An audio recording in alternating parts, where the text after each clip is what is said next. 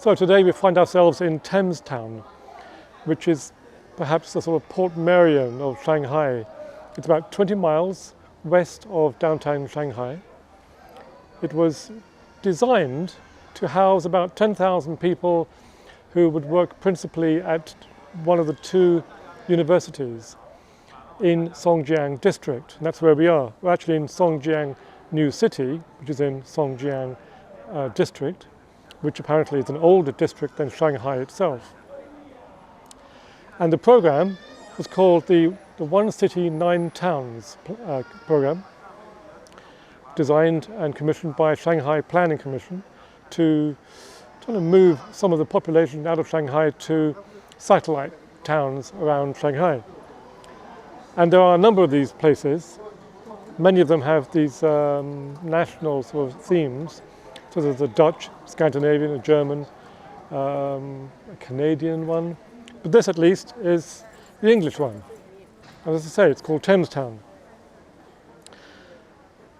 It's an odd place, to say the least. Behind me is the Catholic Church. This is a copy of the Christ Church in Cleveland Heights or Cleveland something in Bristol. It's quite a faithful copy apparently. We'll go around to the front a bit later and check out the front. It's become a place where wedding photographs are taken.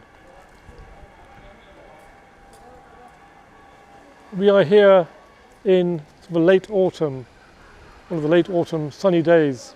It's cold, but it's a beautiful day.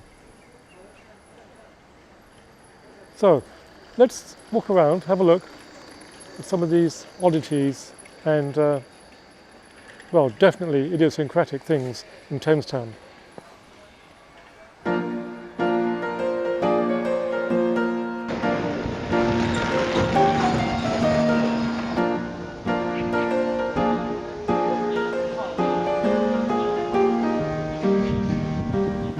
So I think that we are now at the western edge of Thames Town. Behind the camera and to my left is, I suppose it's the outer moat. And this fellow here and me are standing at the fish and chip shop or restaurant. It's called Granger and Company. And actually it's very good. We just had fish and chips here. It's a lovely day, late season. It's warm in the sun, but cool, and the wind is blowing through the trees.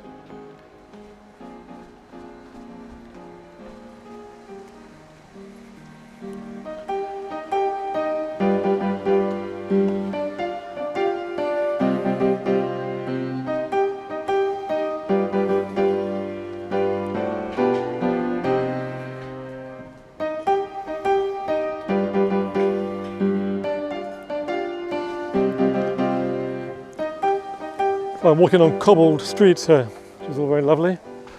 Got mock Tudor to my right, and this sort of lovely arcuate, well, mock Georgian, I suppose. It's odd to see the two juxtaposed like this. Still, it's quite nice. Lots of mock Tudor down there too. I'll have to wander down there later. It's a bit of a jumble of styles, but you know, that's to be expected, I suppose, when you're trying to get a bit of everything. There's a nice shop here. Nice name for the shop too. It's called a Dingerling. What looks to be a town hall over here, which is also, it's hard to say what that is, it's neo-Greek. And this little square is cobbled.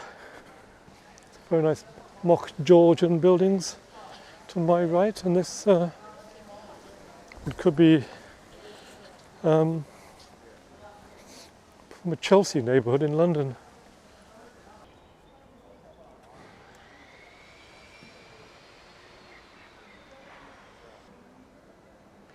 And parts of the town look as if they've seen better days already.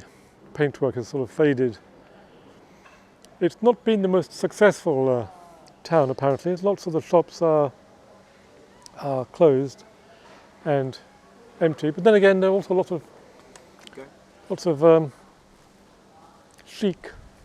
So the town is built on a sort of a circular, sort of inset circular rings, and so there are these radial streets, cobbled, of course, that emerge from the centre. And I'm walking down one of these radial streets now.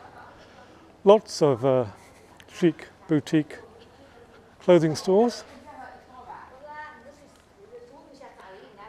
But it's odd, you know, seeing the sort of the Chinese imprint on this English architecture and intended to be a very English town. It's got yes, it's sort of in keeping with the idea of socialism with Chinese characteristics. This is an English town with Chinese characteristics, and some very lovely ones too, I have to say.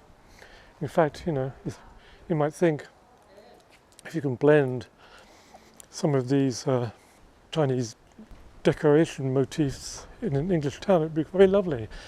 One of the things that Chinese love to do is to have hundreds of flower pots outside, places with all sorts of lovely flowers and plants, greenery, little ceramics of Peter Rabbit or Brer Rabbit type of characters.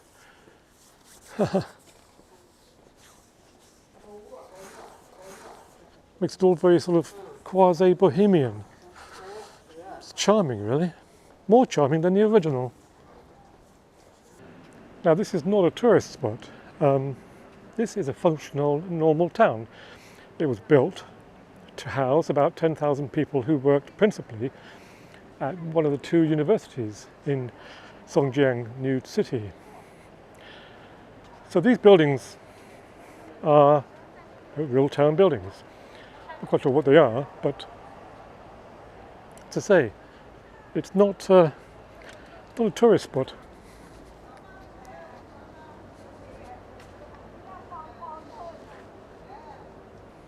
Good solid red and black brick. So I half expect to see signs for Department of Engineering and visual arts, things like that.